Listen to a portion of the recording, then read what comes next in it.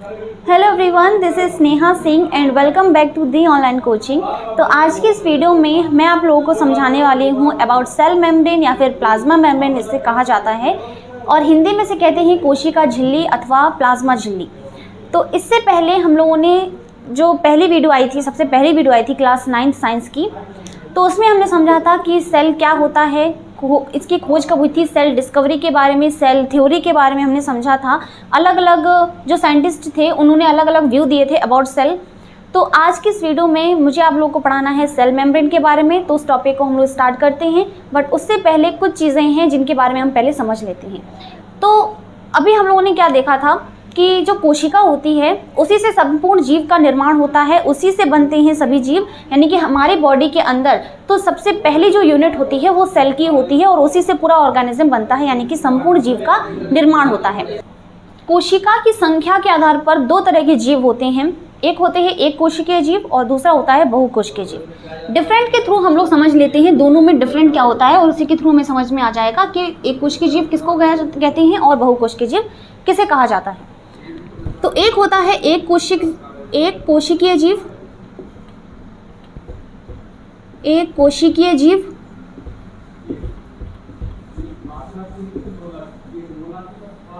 और दूसरा होता है बहुकोशिकीय जीव।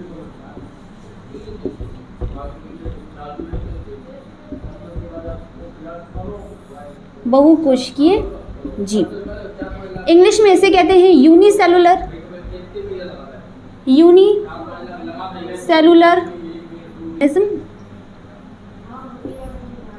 और इसे कहा जाता है मल्टीसेलुलर ऑर्गेनिज्म। बहुत ही बेसिक डिफरेंट है, ठीक है। तो यूनिसेलुलर, जब हम लोग संख्या के आधार पर विभाजन करते हैं जीवों में कि जीव कितने तरह के हो सकते हैं, तो दो तरह के जीव होते हैं, एक होता है एक कोशिकीय जीव और दूसरा होता है बहुकोशिकीय जीव। एक कोशिकीय जीव या फिर यूनिसेलुलर ऑर्गेनिज्म उसे कहा जाता है जिसका पूरा शरीर जो है वो सिर्फ एक ही कोशिका से बना होता है, ठीक है। तो एक ही कोशिका से बना होता है, इसका मतलब है कि वहां पर सेलुलर लेवल पाया जा रहा है, सेलुलर लेवल पाया जा रहा है, यानी कि कोशिकीय स्तर।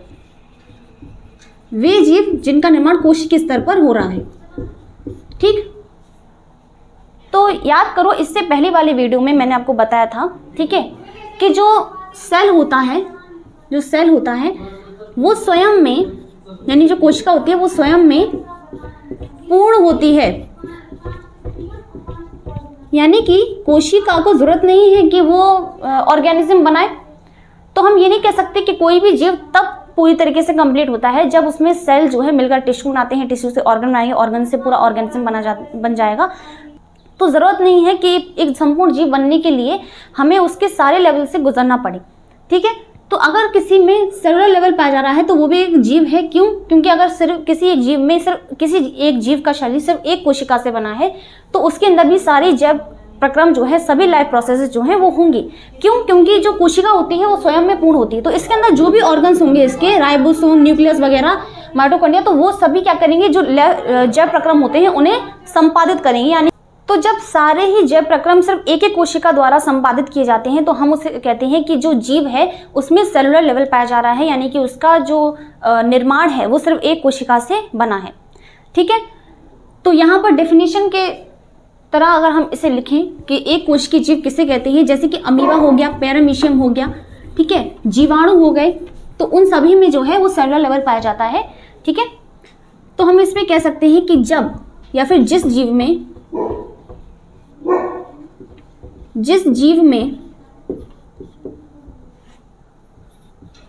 सभी जैव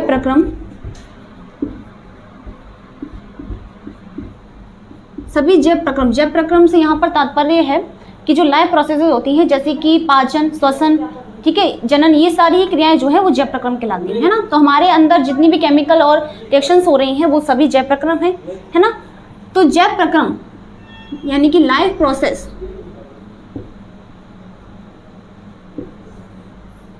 जिस जीव में सभी जैव प्रक्रम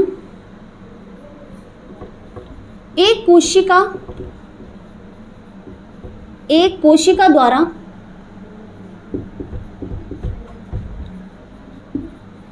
संपन्न की जाती हैं, तो उसी को कहा जाता है एक कोशिकीय जीव। और इसका एग्जाम्पल है अमीबा, पैरामीशियम,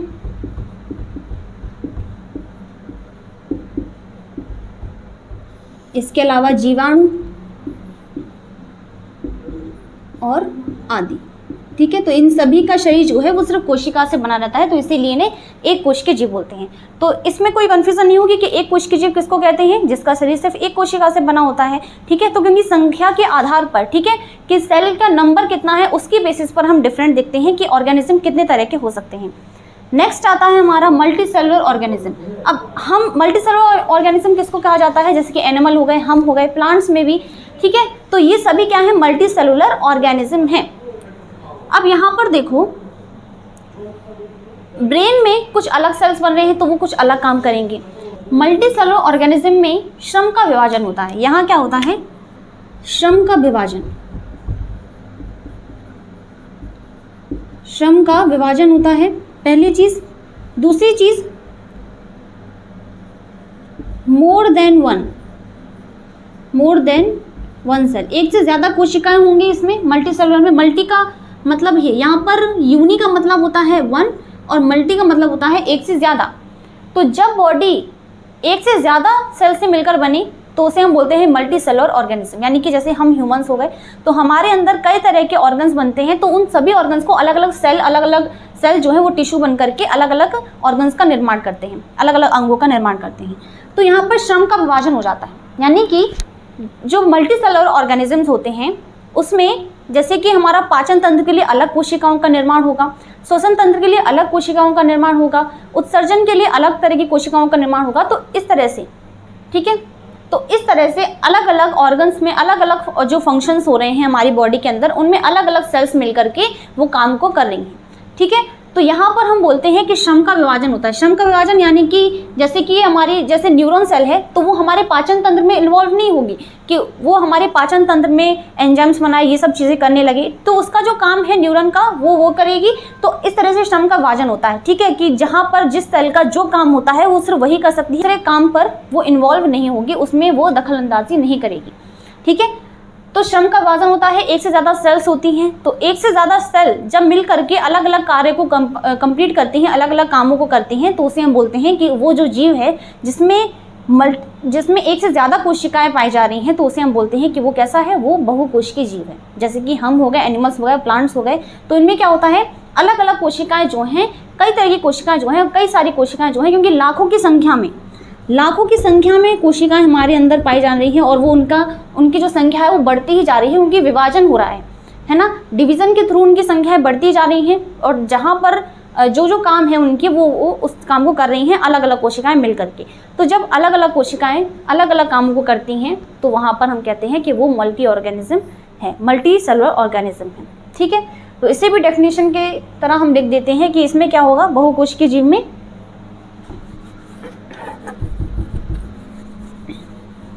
इसमें हम लिखेंगे जिस जीव में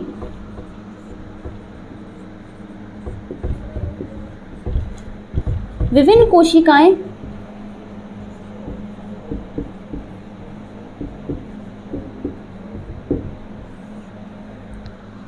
मिल करके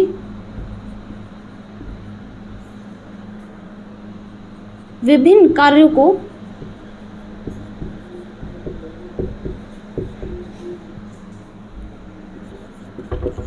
संपन्न करती हैं,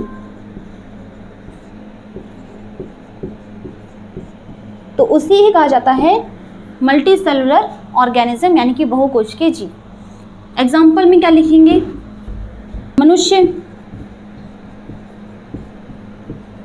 जानवर। सबसे पहले तो प्योरिटी हम किसको देते हैं, प्लांट्स को देते हैं ना, तो पेड़ पौधे है ना, तो पेड़ पौधे, मनुष्य, जानवर, आदि नहीं, बस इतना ही हो। ठीक है, बस हम ही 3 चीज़ें हैं ऐसी एग्जाम्पल, यानी कि इनमें जो है मल्टी सेल्स होते हैं। तो ये डिफरेंस है 2 चीज़ों में। ठीक है, एक कोशिकीय जीव और बहुकोशिकीय जीव किसको कहा जाता है, एक कोशिकीय जीव और बहुकोशिकीय जीव में अंतर। फिर से एक बार रिवीजन कर लेते हैं ताकि हमें कोई डाउट ना रहे। एक कोशिकीय जीव और बहुकोशिकीय जीव का मतलब है कि एक कोशिकीय जीव का मतलब होता है कि एक कोशिकीय, यानी कि एक कोशिकीय जीव नाम से ही समझो जिसमें सिर्फ एक कोशिका हो, और ऐसे जीव, ठीक है, ऐसे जीव जिसमें सिर्फ एक कोशिका हो तो उसे हम सिर्फ एक कोशिकीय जीव कहते हैं, ठीक है। और उसमें जितनी भी जैव प्रक्रम हो रहे हैं, यानी कि श्वसन, उत्सर्जन, पाचन, ये सब कुछ क्या है, सिर्फ एक सेल के अंदर हो रहा है। तो उसके सेल के अंदर जो भी ऑर्गन्स होते हैं, सेल ऑर्गेनल्स के बारे में हम लोग पढ़ेंगे नेक्स्ट वीडियो में। तो वही क्या कर रहे हैं, ये सारे जैव प्रोसेस को, ठीक है, ये सारे ही जैव प्रक्रम को कंप्लीट कर रहे हैं, ठीक।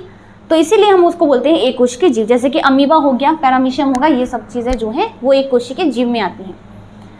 बहुकोशिकीय जीव उसको बोला जाता है कि जब एक से ज़्यादा सेल हो, जैसे लाखों की संख्या में हमारे अंदर सेल्स होती हैं और वो उन सभी का काम अलग अलग होता है, यानी कि उनमें श्रम का विभाजन होता है। तो पाचन तंत्र में कुछ अलग सेल्स काम करती हैं, ठीक है, हमारे सर्कुलेशन में यानी कि हमारे परिसंचरण तंत्र में कुछ अलग कोशिकाएं होंगी। तो इस तरह से सभी जो भी सिस्टम्स हैं, ठीक है, ऑर्गन सिस्टम्स हैं, उनमें अलग अलग सेल्स मिल करके अलग अलग काम करती हैं और वो एक दूसरे के काम को बिल्कुल भी डिस्टर्ब नहीं करती हैं। जो जिस सेल का काम होगा वो सिर्फ वही करेगी, ठीक है। तो जिस ऑर्गेनिज्म में मल्टी सेल्स होते हैं, कई तरह के सेल्स होते हैं और वो सभी सेल्स अलग अलग तरह के काम करते हैं, तो हम उस जीव को कहते हैं कि वो मल्टी सेलुलर ऑर्गेनिज्म है, या फिर हम उसको कहते हैं बहुकोशिक जीव, ठीक। तो ये दोनों में डिफरेंस है, जैसे कि हम ह्यूमंस हो गए, प्लांट्स हो गए, एनिमल्स हो गए, ये सभी मल्टी सेलुलर ऑर्गेनिजम्स हैं। इसको नोट करो, फिर हम लोग समझते हैं नेक्स्ट, ठीक है। अब बात आती है कि सेल की माप या सेल का आकार, आकृति, साइज, ये सब चीज़ें किस पर डिपेंड करती हैं। तो हमने यहाँ पर ये चीज़ गौर करने वाली ये है कि यहाँ पर सेल जो है उसकी आकृति, उसका आकार, उसका साइज़ वगैरह, ये सभी उसके कार्य पर डिपेंड करती है, यानी कि उसका जो वर्क होगा उसके अकॉर्डिंगली वो अपने साइज़ को चेंज कर सकती है।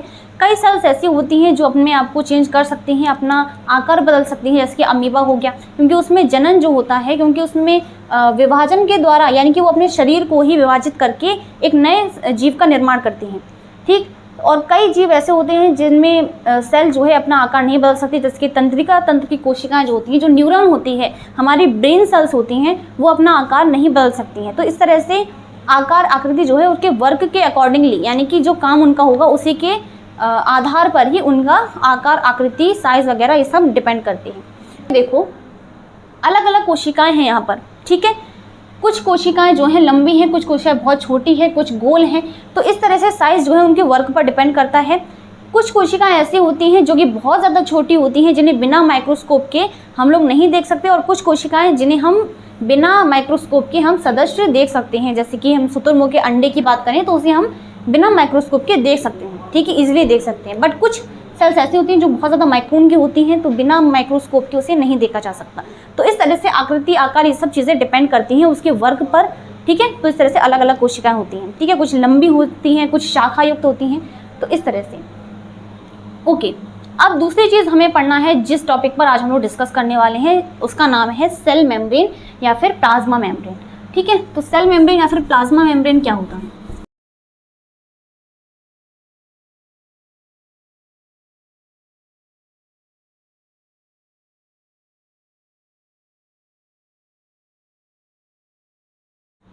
तो अब हम लोग को समझना है सेल मेम्ब्रेन या फिर प्लाज्मा मेम्ब्रेन के बारे में। कोशिका झिल्ली या फिर हम इसे प्लाज्मा झिल्ली कहते हैं।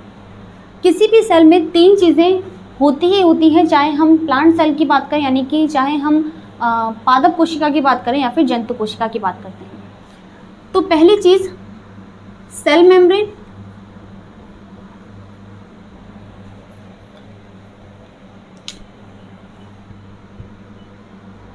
सबसे पहली चीज सेल मेम्ब्रेन,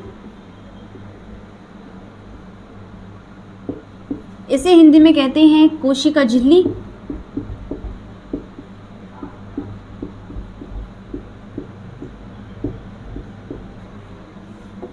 फर्स्ट, सेकंड है न्यूक्लियस, केंद्रक, एंड थर्ड वन साइटोप्लाज्म,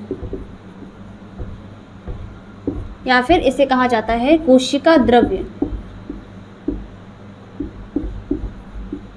और केंद्रक और साइटोप्लाज्म को मिला करके हम बोलते हैं प्रोटोप्लाज्म। क्या कहते हैं? प्रोटोप्लाज्म, ठीक। हिंदी में भी प्रोटोप्लाज्म बोलते हैं, प्रोटोप्लाज्म या फिर जीव द्रव्य, प्रोटोप्लाज्म। प्लाज्म अथवा जीव द्रव्य। ठीक, तो तीन चीजें होती है सेल के अंदर। पहली चीज सेल मेम्ब्रेन। सेल मेम्ब्रेन क्या होती है? सेल की सबसे आउटर मोस्ट लेयर ये हमारी होती है सेल मेम्ब्रेन। ये अंदर वाली जो है, इसके अंदर साइटोप्लाज्म होता है। सेल मेम्ब्रेन सबसे बाहर वाली, ये आउटर मोस्ट लेयर जो होती है, आउटर मोस्ट लेयर है ये सबसे बाहर वाली भित्ति। ठीक है, जो सेल मेम्ब्रेन होती है। सेल मेम्ब्रेन में प्लाज्मा मेम्ब्रेन इसको इसलिए बोला जाता है क्योंकि ये बहुत ज़्यादा थिन और फ्लेक्सिबल होती है। तो आउटर मोस्ट लेयर होती है, फ्लेक्सिबल होती है, बहुत ज़्यादा थिन होती है, और इसका सबसे ज़्यादा काम ये है कि ये बाहर के वातावरण को, अंदर जो कोशिका के अंदर जितनी भी कोशिका के अंग हैं, उन दोनों को ही क्या करती है, अलग करके रखती है। ठीक है, ऐसे हम समझ सकते हैं कि सेल मेम्ब्रेन क्या है, सबसे बाहर वाली लेयर है कोशिका की। ठीक है, प्लांट्स में जब हम बात करते हैं तो इसकी बाहर एक कोशिका भित्ति भी आ जाती है, तो वो सिर्फ प्लांट्स में होती है। ठीक है, तो सेल मेम्ब्रेन को समझ में आया, सबसे बाहर वाली लेयर। ठीक है, अभी इसके पॉइंट लिख देंगे, अभी समझो तो काम क्या क्या है इसके। पहले हम इसे रफ कर देते हैं, फिर अच्छे तरीके से समझेंगे इसे। सबसे पहली चीज तो स्टॉप मार्क बना करके हम लोग यहाँ पर पॉइंट लिख देंगे। ठीक है, तो समझ में आ जाएगा। सबसे पहली चीज, सबसे बाहरी परत है ये, सबसे बाहरी परत। ठीक है, आउटर मोस्ट लेयर है किसकी, सेल की। सेकंड है यहाँ पर, ये फ्लेक्सिबल होती है, लचीली होती है। ठीक है, रिजिड नहीं होती बहुत ज़्यादा, तो बहुत रिजिड नहीं होगी, लचीली होगी। ठीक है, तो इस तरह मतलब तभी इसका शेप जो है ये एक तरह से प्रॉपर शेप भी प्रोवाइड करती है सेल को। ठीक है, तो लचीली होती है, फ्लेक्सिबल होगी और पतली होती है, यानी कि थिन होगी। पतली सी लेयर होती है और फ्लेक्सिबल होती है। ठीक है, जो हमारी सेल मेम्ब्रेन है थिन होती है। अब फ्लेक्सिबल है तो ये प्रॉपर शेप देगी, प्रॉपर शेप देती है, निश्चित आकृति प्रदान करती है किसको, सेल को। इसके बाद इसे बोला जाता है, सबसे इंपॉर्टेंट यहाँ पर यह है कि इसे हम क्या बोलते हैं, चयनात्मक पारगम्य झिल्ली। मोस्ट इंपॉर्टेंट पॉइंट है ये, चयनात्मक पारगम्य झिल्ली, या फिर इसे कहा जाता है सिलेक्टिवली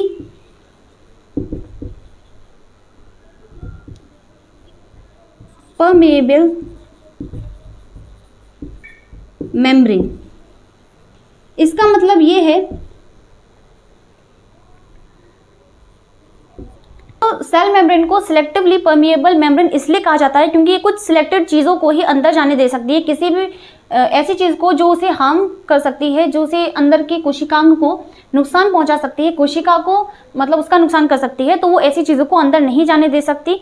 ठीक है, और ईजिली कोशिका के अंग जो है वो भी बाहर नहीं जा सकते। तो एक तरह से जो हमारी सेल मेम्ब्रेन है, जो हमारी कोशिका झिल्ली है, वो अर्धपारगम्य झिल्ली भी उसे इसीलिए कहा जाता है क्योंकि वो कुछ ही सिलेक्टिवली चीज़ों को ही अंदर जाने दे सकती है। ठीक है, जो उसकी फ़ायदे की है, और इसके अलावा जो फालतू की चीज़ें हैं उन्हें अंदर नहीं जाने दे सकती, उन्हें रोकती है। ठीक है, तो इसीलिए इसे सिलेक्टिवली परमिएबल मेम्ब्रेन कहते हैं कि कुछ ही ऐसे पदार्थ हो सकते हैं जो अंदर बाहर हो सकते हैं सेल मेम्ब्रेन के थ्रू।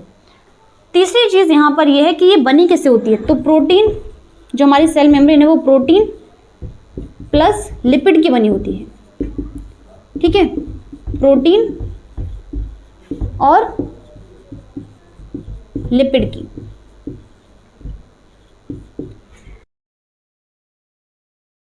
एंगल पकड़ने में,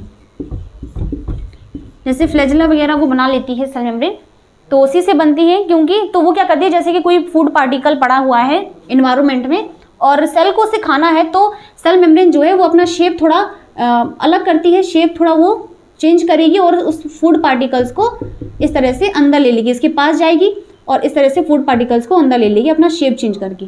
ठीक है, तो शेप चेंज कर सकती है वो अकॉर्डिंगली जब उसे करना होगा। ठीक है, तो इस तरह से इतने पॉइंट्स हो गए। और भी हम क्या लिख सकते हैं अबाउट सेल मेम्ब्रेन के बारे में, तो प्रोटीन और लिपिड की बनी होती है। ठीक है, 2 लेयर्स यहाँ पर प्रोटीन की होती है और 1 लेयर यहाँ पर लिपिड की होती है।